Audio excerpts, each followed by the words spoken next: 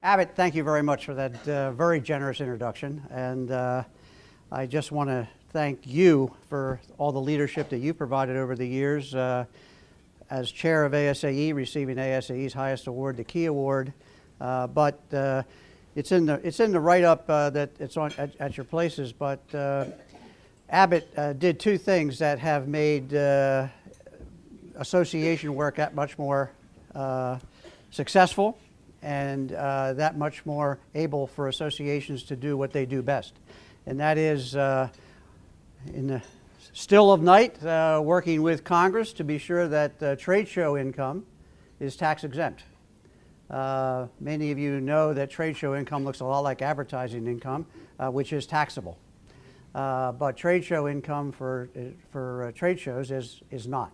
And that's because of the work of this man right here. So that's one thing. And then the second thing is something that we all love with associations. And hopefully you have a little bit of that in your associations, investment income. And Abit worked to make sure that investment income was also tax exempt for tax exempt organizations. So they are two things that continue to this day, and we're going to work real hard to make sure that we don't mess it up. So a lot of associations have benefited by the work that you've done many years ago. So thank you for that. First of all, it gives me a great deal of pleasure to be here. Wendy, I appreciate the opportunity. I think I was back with you folks maybe 7 or 8 years ago. I don't remember exactly when, a couple times, but it's always great to be back in Georgia. And we had a great annual meeting here a couple years ago. We have another great annual meeting coming up. Not 2020. We tried for 2020. Could be 2022.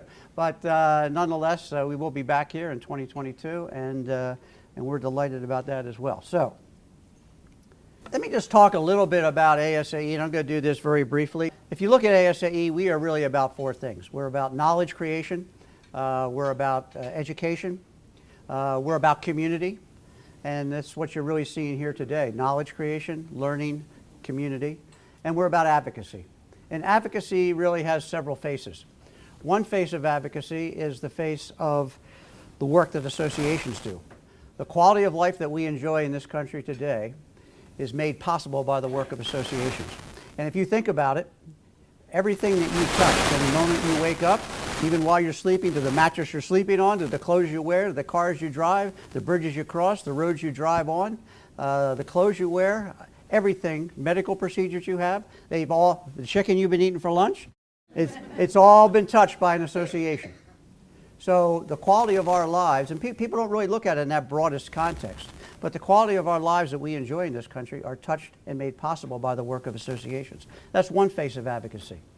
The second face of advocacy is really about the work that ASAE does with the help of a lot of our state societies in advocating for issues around probably 3 major areas. One is First Amendment right to lobby, the First Amendment right to petition the federal government, or the First Amendment right to petition the state government. Lobbying is something that we don't apologize for. It's something that we do because we are the educators of Congress and state houses. If we didn't do that work, no one else would. And so that's one thing we do. Second thing we do, which I referenced in my earlier comments, is tax policy. We want to make sure that tax-exempt organizations, whether they be C6s, C3s, there are actually 28 different types of C organizations. We want to make sure that tax-exempt organizations continue to maintain the privilege that they have. It is not a right, it's a privilege, and we want to protect that privilege. And I think you'll see coming up, and I'll talk about this in a second, coming up with a new president, whoever that may be. And in January, I think we'll see another run at tax policy. And things like trade shows, things like investment income, things like Ubit, things like royalty income, affinity programs, all those are looked at when tax reform comes into play. So that's the second area that we focus on. And then the third area that we focus on is meetings. Meetings are the lifeblood of associations, the lifeblood of ASAE, lifeblood of GSAE, the lifeblood of associations. All of you, meetings are important. It's what we do. It's how we bring people together. It's how we educate people. In fact, most people don't realize that, but associations are the leading providers of adult education in the United States. Associations are the leading providers of adult education in the United States. And so All the meetings is an important aspect of what we do, which is why we have such great partners, like many of the partners here in this room, whether it be Augusta, Atlanta, or the many others of you that are here. We appreciate that support. We work together. Your customers are our members are your customers, and we work together, and you win, we win, and when we win, you win. And that's the way we look at the partnership. And so that's really, when you talk about advocacy, they're the types of issues that ASAE itself focuses on. As you might appreciate, our members take positions on many different things. We don't want to get involved in all those positions. You know, the American Hospital Association agrees with one thing, the American Medical something else. We don't get involved in any of those kinds of things. We only get involved in those three areas: lobbying, tax policy, and the meetings business, and making sure that that's a lucrative business. We are located in Washington, D.C. We have 125 staff. We have about a $40 million budget. These are three major trends that I think are impacting associations now and will over the next 5 to 10 years significantly. The first is mobile. Mobile is a real game changer. And I'm going to talk a little bit about why it is a game changer, then talk a little bit about the engagement business model. Associations, by and large, are moving from a traditional membership model to an engagement model. I'll talk a little bit about that, and then I want to talk about technology utilization and what that has enabled and made possible. This year, over 50% of the access to the internet globally is through a smartphone. So what does that mean? It means a number of things. First of all, it means that if you're going to be an effective communicator with your audiences, your members, your constituents, you need to be thinking mobile first, so that all of your content is driven out so it works best on a smartphone. That's not being what they call smartphone responsive, meaning that you've taken what works best on a laptop and condensed it down for a smartphone. That's not what I'm talking about. It's being mobile first, means reorganizing all your content so that it shows best and is delivered and distributed best on a smartphone. That's one thing that mobile means. The second thing that mobile means is that it fundamentally changes the member experience. It's 180 degrees different. So you think about it. Associations try to create an experience for their members. And that's what we all do. ASAE does that. All of you do that. Destinations want to create that experience. And that still continues to happen. But what happens with a mobile-first environment is that the user, the end user with the mobile device, creates the experience they want to create with you. And you need to be prepared to have them do that. And so there's a lot of things that come forward with that. So what does that really mean? That means that I want only what I want, when I want it, on the device I want to receive it, and nothing else. And that gets us a little bit then into moving into the engagement model. And so that's why mobile is critically important, and it is a game changer. Because if you think of and I'll talk about the traditional membership model, if you think about the traditional membership model, this really puts that on its head and really moves us forward in a very, very different direction than we've been in now. And so, as I said, content must be formatted. It must be formatted so that it's mobile first, everything that you have. And by the way, it needs to be searchable. It needs to be searchable so that it's easily accessed by the end user, because virtually anything the end user wants can be gotten free of charge. Your value proposition is speed and flexibility. You get it to them faster than they could get it on their own, and you get it to them in a format they want to receive it. And that's the new value proposition. It's not that you have the information, they can get it anywhere and they get it free. It's that you can provide it to them in a way they want to receive it on the device they want to receive it on. What is the traditional membership model? Traditional membership model has been around for a long time, and what it does, particularly in individual membership organizations, it bets on two things. It bets on the fact that you can come up with a level dues, which is generally somewhere between $300 and $500 a year, depending on the association, and that only 15% of your members will actually utilize the services of the association. That's how it's priced. If 100% of your members took advantage of everything an association has to offer, the association couldn't afford to do it at $300 a person. That's their traditional membership model. Technology enables an engagement model. An engagement model is more like a cafeteria. People will always pay for what they value, but they won't pay for what they don't value. And that's why traditional membership models are going away, because a lot of people only want certain things from you. And so that changes the game dramatically. And so it forces you into a position where you have to have pricing tiers so that I may only want to attend one course that you're providing a year. That's all I want to do with you. And I'm willing to pay for that, but I don't want to pay for anything else because that's all I want. Then there'll be other people who are going to be heavy users. They want to attend everything you have. They want to buy all your content. They want to be on your website all the time. They're going to be heavy users, and they're going to pay a lot of money for that, a lot more than the traditional membership model delivered on. So membership models are changing to this engagement model, which again changes the game significantly because not all engagement is going to be tied, quote unquote, into a membership. It's going to be tied into an engagement.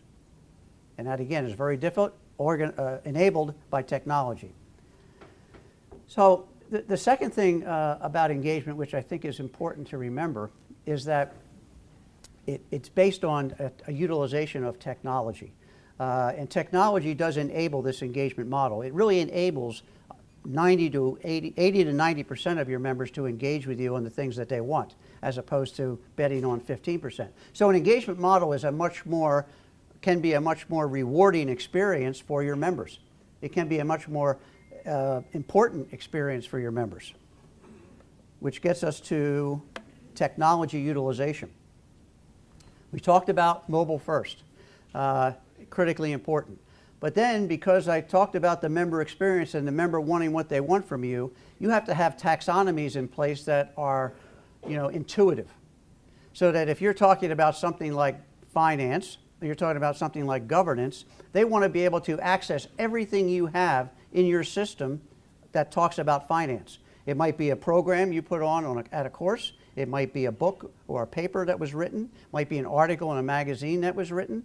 It might be content that was created by another member. It might be content that was created by a professional section. It might be content created by a third party, like a newspaper, like a Wall Street Journal, New York Times. So content is created all over the place, and you have to have a taxonomy that is intuitive to the user and at the same time allows you to automatically tag content so that when something comes into your space, it automatically gets tagged into the taxonomy that you're using. Because that enables then the user, the member, who's on a mobile device, to access all the various things you have on that topic. Rather than having to go from site to site to site to site, that takes time and energy. That's not what they want to pay for. They want to pay to go to one place to get the information they want. Because remember, they're there to get the job done. And what a lot of times that we forget in getting the job done, it means that we're not in the business of selling a drill, we're in the business of providing a hole. We're not in the business of selling drills, we're in the business of providing a hole because that's what the person wants. They're not looking for a drill, they're looking to drill a hole. And so you have to think that way in terms of your members. And you also need to have more flexible association management systems, which enable you to move into some hybrid membership models. And so let me talk about that now going forward. So how has ASAE responded to these trends? What are we doing as an association to respond to these trends? First of all, we've invested significantly in a new taxonomy, a new association content management system, a new website. We have actually 19 different landing pages. And we've done it in a way that's mobile first responsive. So everything that you see from ASAE works best on a smartphone. Works best on a smartphone. If you go to one of our conferences and there's no paper involved, but it's all downloaded, it works best on a smartphone. Everything we have is working on a smartphone now. And that's taken us a couple years to invest in that, to get that right. Because it's really hard to get an intuitive taxonomy. It is really, really hard. It's hard work. You have to bring a lot of people in to see how the community thinks about things and how they think and what words they use. What buzzwords they use, so that you can do the automatic tagging. We've also introduced last year a hybrid membership model. And a hybrid membership model allows the organization to buy multiple memberships. We are still an individual membership organization, but we now allow the organization to buy memberships for all of their staff at a very low cost point, almost free, because this enables the engagement model. Why do we do that? Because think about it. If you're working in an association Most association executives view themselves to be association executives if they're senior people in the organization.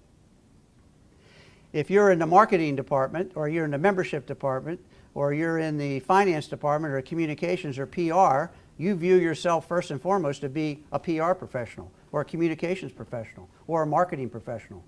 You don't view yourself to be an association professional first and foremost. But, so those individuals typically don't join ASAE. And we're not actually asking them to join ASAE in the traditional membership model. What we are doing is basically giving them a free membership, because that allows us to engage with them, and hopefully engage with them in a way that maybe they want to purchase a book, maybe they want to attend a marketing conference, and that's all they want to attend. And that's okay with us. So it allows us to engage a much larger cohort. How has that worked out for us? Well, as Abit said, we have 21,000 individual members, but in the last 6 months, we've gone from a reach of 21,000 to a reach of 39,000, almost doubled it in 6 months.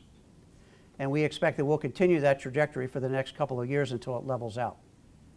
And so we have different price points for these memberships, but they run, depending on the size staff of the organization, from $495 to $9,999 if you're a staff of over 400. So we have everybody from the single micro association where there's one staff to AARP, which has a couple thousand staff. But we only do the Washington office of AARP, not the entire operation. So it's just something that's new to us, but hybrid memberships really enable us to dramatically expand our reach into the association space. The second thing we did is we found out that people who are employed in associations have one thing in common. They may not see themselves to be association professionals, but the one thing they are interested in is their career. And this is particularly true of millennials, who are very much interested in their career. So what we've done is establish, we had a job board called Career Headquarters. We've now expanded that to Association Career Headquarters. And what we are doing is adding a lot of features to that site that enable individuals to pathway their own careers. So we have put it at a fundamental level, a moderate level, and a strategic level. So that's basically entry level, mid-level, senior level career. We did a job task analysis where we took 15 jobs typical in associations and looked at the skills and attributes necessary at all 3 levels to do those jobs. So 45 different sets of skill sets. In March, we will introduce a new learning platform that will both bring you learning in the hard skills being things around association management, and the soft skills, the interpersonal skills, leadership, talking about how to engage with people, how to interact with people, how to do public speaking, how to do an interview, how to supervise, how to manage. So the soft skills that are so necessary in association management, volunteer management, for example. So there's a number of soft skills. We want to bring all those together so that people can then begin to pathway. And what we're going to do, and we haven't done this yet, but you'll see it in about a year, if we have a job posted on the job board, you'll be able to take an assessment that ASAE provides to know if you have the skills and attributes to do that job and apply for that job. And if you do, great. And if you don't, these are the resources you can go to get those skills so that you can be a job applicant for that particular position. And again, these are individuals who may not want to be members of ASAE, but we know one thing, they care a lot about their careers. And we want to care a lot about them, making sure that they stay in the association space. And so we want to advance those careers. So career advancement is a significant issue for us.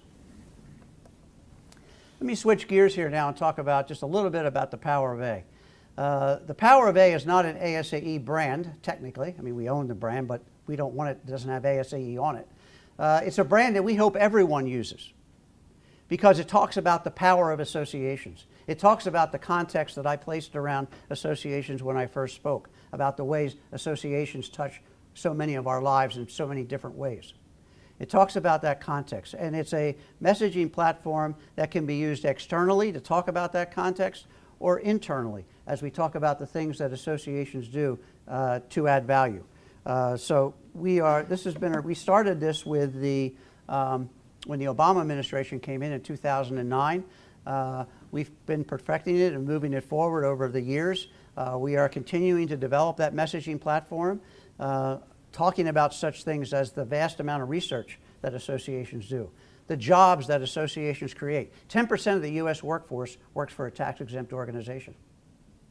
Things like that are the types of information we want to get out to policymakers so they understand the impact that associations have. So it's a great program from our standpoint, and we want to continue to make sure that we move the needle on this. And people ask me, when will we be successful? We'll be successful when every association in the United States or even in the world has the Power of A logo on their website or their letterhead or whatever else it is. Because it doesn't talk about ASAE. It talks about the power of your association and the fact that you're part of a larger association community that is making an everyday difference in people's lives. That's really what the Power of A is all about. And I hope you really take a hard look at it. Go to our website. It's one of our landing pages. You can look at the stories of how associations are promoting the work that they're doing. And I think it is a very powerful message. The ASAE Foundation. We relaunched the ASAE Foundation about 5 or 6 years ago, and we narrowed the focus to really 2 areas. We raise money, that's the one thing we do, and we spend that money on research. We spend that money on both industry research and market research. So industry and market research are in things that are important to us. When Abit mentioned that when I was a volunteer with ASAE 20 years ago, I was the chair-elect of the ASAE Foundation. In those days, we were doing 1 or 2 research projects a year. We had limited resources. We are now doing up to 15 a year. And so we are focused on helping ASAE members in the community, and these are some of the examples that you can see here of the research projects that ASAE is undertaking on behalf of the industry and our community. And I think you can see that this covers a broad spectrum of activity. And we continue to do these. We have a very effective research committee that's made up of academicians as well as association executives who are engaged in research, both academically as well as the practice of association management in real-life associations. They come together and we talk about the needs of our community. Where do we need research? Research in governance, research in being international, research in workforce issues. These are all issues that are mega issues facing associations. And as you can see on the market side, we do business analytics. We also just introduced something called associometrics. Some of you are familiar with our operating ratio reports. Well, we're not going to do those anymore. Associometrics is an online system that you pay a subscription for. You can pay a one-time subscription to access to one thing, or you can buy a year subscription that you can have access to anything, and it's real time. It's real-time benchmarking. So you could go in, you populate the database with your information, and then you can search for organizations that are like yours. And as that database grows richer and richer, the information you're going to get back is going to be more complete and more thorough. So it's not taking a look at what something happened 2 years ago, it's taking a look at what's happening in real time. And it's called associometrics. And we are really excited about this tool because it's what associations have been asking for a long time. And we're now able to deliver that tool in a cost-effective manner. We also have innovation grants. We provide grants to associations. We give out 4 a year to associations that have innovative ideas, and they just need the money to test them and try them out. And so we give out 4 a year, and we've been doing that now for about 4 or 5 years. And we do it every spring, and we launch them at our Great Ideas Conference in March, and we'll be doing that again this year. We also started giving, I've moved too fast here, scholarly research grants, which we just announced in a press release. So you might have seen it. We just sent it out yesterday, where we give grants to academicians who are doing research in the association not-for-profit space. So they come up with an idea, they apply for a grant to ASAE, and the ASAE Foundation provides them a grant to do that research. And we get the ability to review the research and publish the research. So that's what we're doing in that community. And dealing with academics, it really gives, if you wonder why we do that because academics give real credibility to a profession. We talk about the profession of association management, but when you start to deal with academia, then you really build the professional credential and validation into it. It's not just ASAE or GSAE talking about it. It's the academic community talking about the professionalism of association management. Advocacy issues. I'll try to move through these very quickly. We are working right now in real time on the DOL. That's the raising the wage for exempt workers from $23,000 to $47,000, which takes effect December 1st. We're trying to make sure that doesn't happen. And we're doing two things about that. Yesterday, we joined the U.S. Chamber of Commerce and filed suit against the Obama administration in federal court, indicating that this is executive overreach, that doubling the exempt level from $23,000 to $47,000 is about $20,000 above what it would be if it was indexed for inflation, and that we think it's executive overreach. We'll see if we're successful. The second thing we're doing, which we're doing right now, we have staff up on the Hill as we speak, we're working on trying to get a legislative fix. We're trying to get an amendment tied to a CR around the budget to see if we can get a legislative fix, which would not abolish the rule, but it would phase it in over 3 years instead of having it go into effect December 1st. We're joined by many associations, including National Retail Federation, National Restaurant Association, the Franchise Association, U.S. Chamber of Commerce. So we're dealing with a lot of different associations on this issue whose work, National Retail Federation, who are dramatically impacted by this type of legislation. Government meeting attendance, we've been working this issue for about 5 years now, and we're finally getting traction. OMB is finally indicating that it's okay for government workers to attend meetings. And in fact, they're really concerned about the fact that government employees may have gotten behind because they haven't been able to attend their professional meetings, whether they're in DOD or NIH, wherever they are, they need to get the professional education that associations provide. And so they're now starting to repeat the message that we've been repeating for the last 5 or 6 years. That's a good thing. Tax policy, I referenced that earlier. New election, new administration, new Congress, new talk about tax policy. We'll be front and center on that issue with Ways and Means and Senate Finance. And then this is a neat one, Osborne versus Visa. I don't know if you're familiar with this, but very quickly, Visa years ago, 5 years ago, was an association. Their members were banks. Vendors of ATM machines, like you walk into a 7-Eleven or whatever you have down here, you walk into a 7-Eleven, you see that ATM machine that's provided by a third-party vendor. They indicated, they got together and they sued Visa, indicating that their members colluded to price fix ATMs. So that was not necessarily proved. So what happened is that they were then sued, the Visa was then sued, because what the suit says is that if members of an association come together and actually collude, or people believe they're colluding, the association is liable for the actions of their members. That's what this suit is about. We filed an amicus brief. We were the only association to do that. We filed an amicus brief in front of the Supreme Court. And when the Supreme Court goes into session the first Monday in October, the Supreme Court has agreed to hear our case. And we're really concerned about this one because we know members get together and sometimes members talk about things they shouldn't be talking about. And sometimes they make decisions that they shouldn't have been making together. But we also don't want to have the association liable, even if the association had nothing to do with it, just because they happen to have members who were involved in this. Whether they were innocent or guilty isn't the issue. So that's the case. We'll see what happens. You'll see it posted as we go forward, and hopefully it'll get heard in the first quarter here by the Supreme Court. Well, it's been a pleasure to be here. It's been an honor to receive the Massey Medal. And I think I'll be weighted down going home with it. I'll have to, but thank you.